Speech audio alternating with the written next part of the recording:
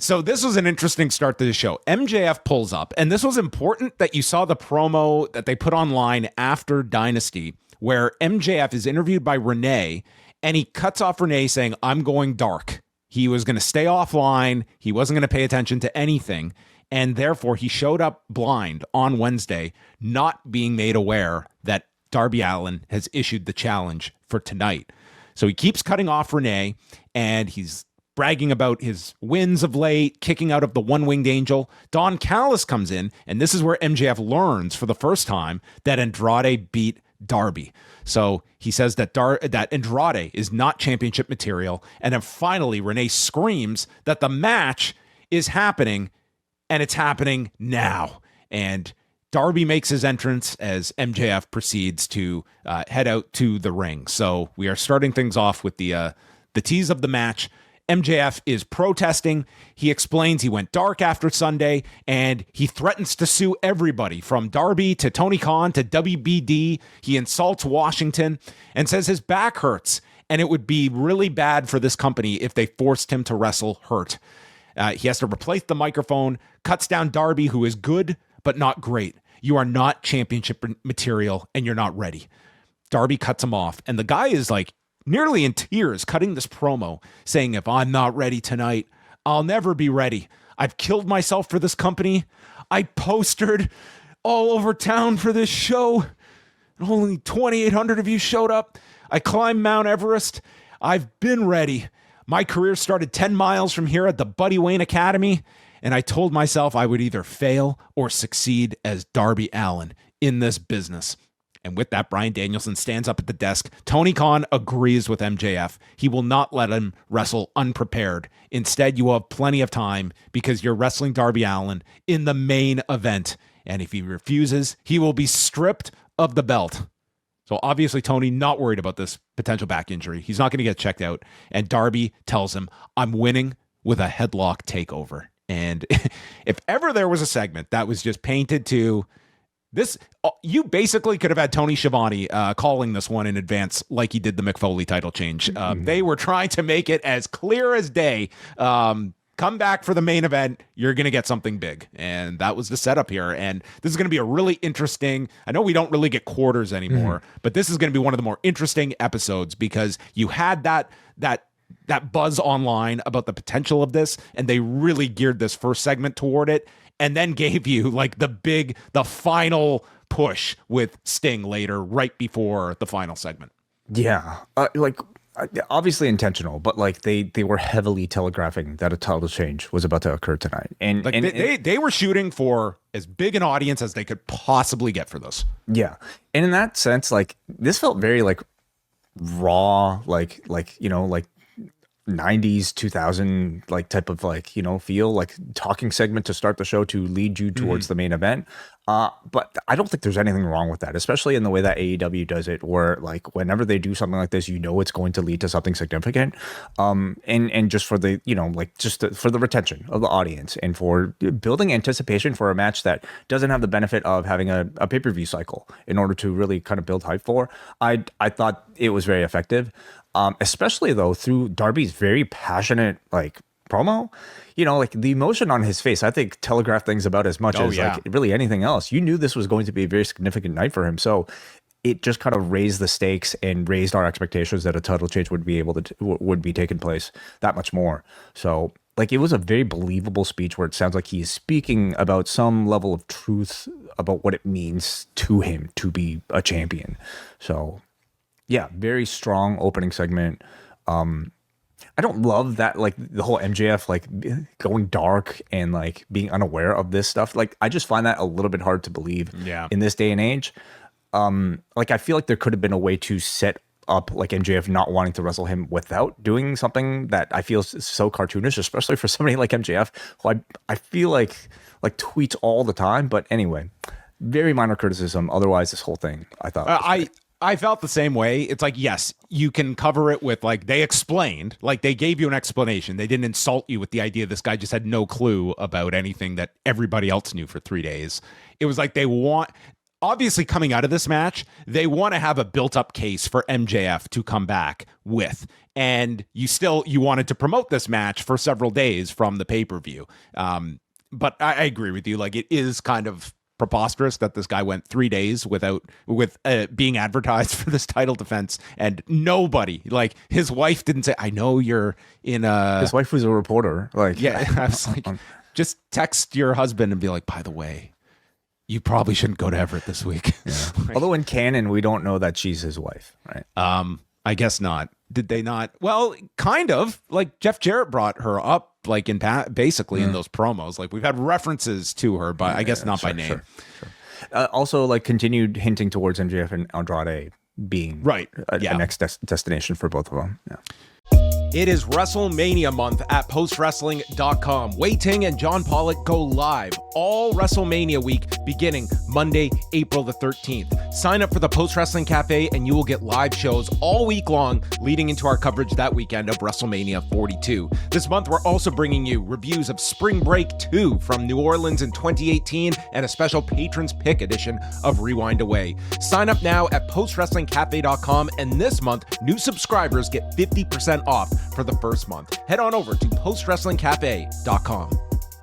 And it's the final walk and talk with Darby and Renee. And there is Darby, asked his final thoughts, and in walks Papa Sting. And Sting is here, and literally every single person watching this was realizing, oh shit, they're definitely doing the title change. And Sting gives them the pep talk of all pep talks, says, go take it, it's your time.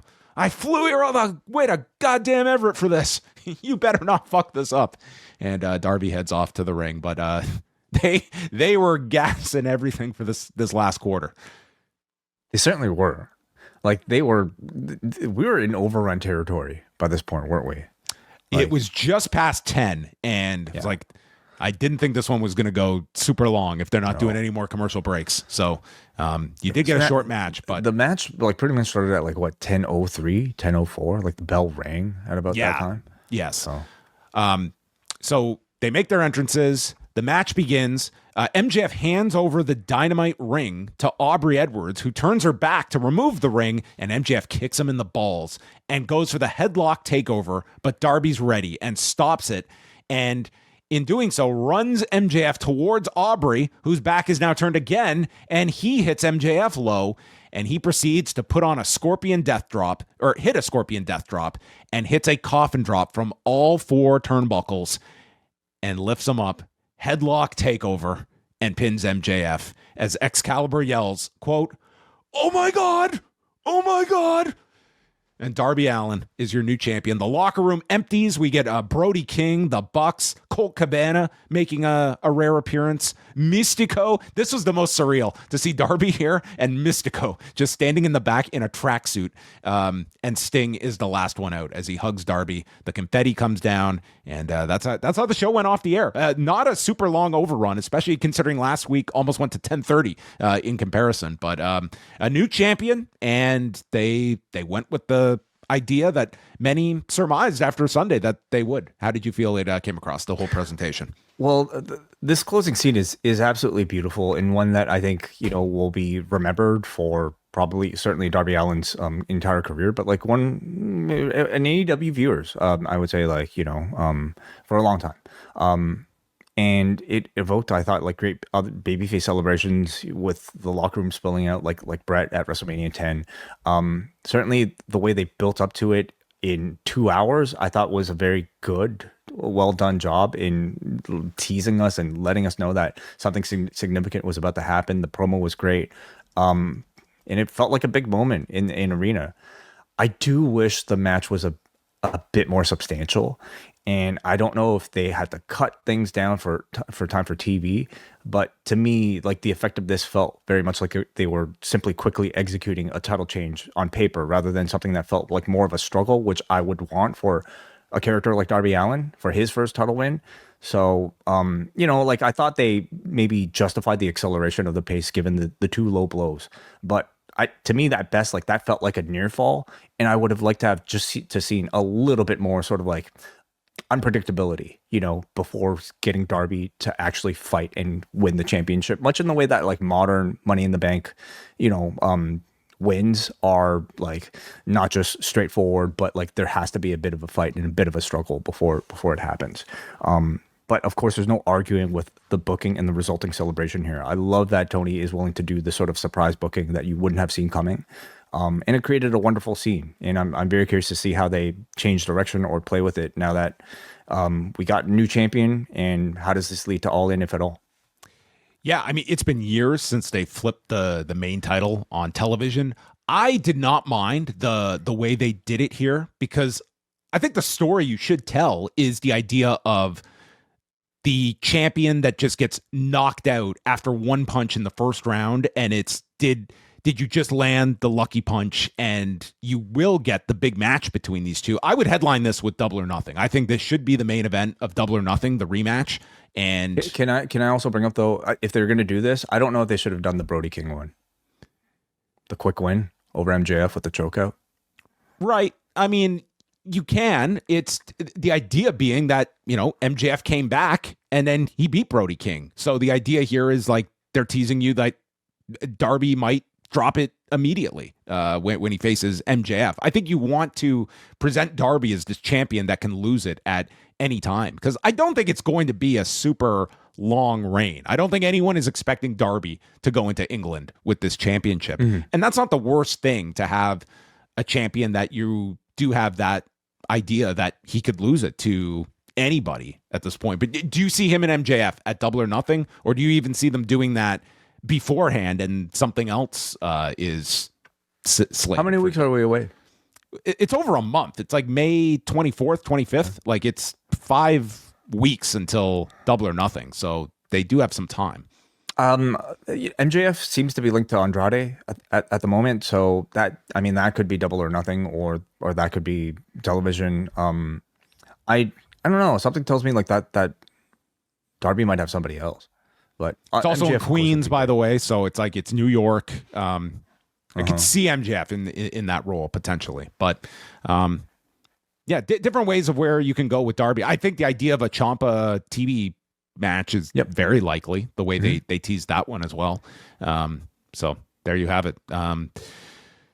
It'll be interesting as well to see like what the number is like next week coming off of this, and how much attention this gets. Like this is the busiest week of the year, and AEW did like a major title change before all the craziness is underway. And conversely, if this helps at all, the Collision number tomorrow night, I would put Darby on that show tomorrow just to do a promo or something like that, and promote it tomorrow that Darby speaks for the first time as champion, even if they just tape something backstage tonight. Or do you want to save that for next Wednesday, because you want some steam coming off of the WrestleMania weekend as well?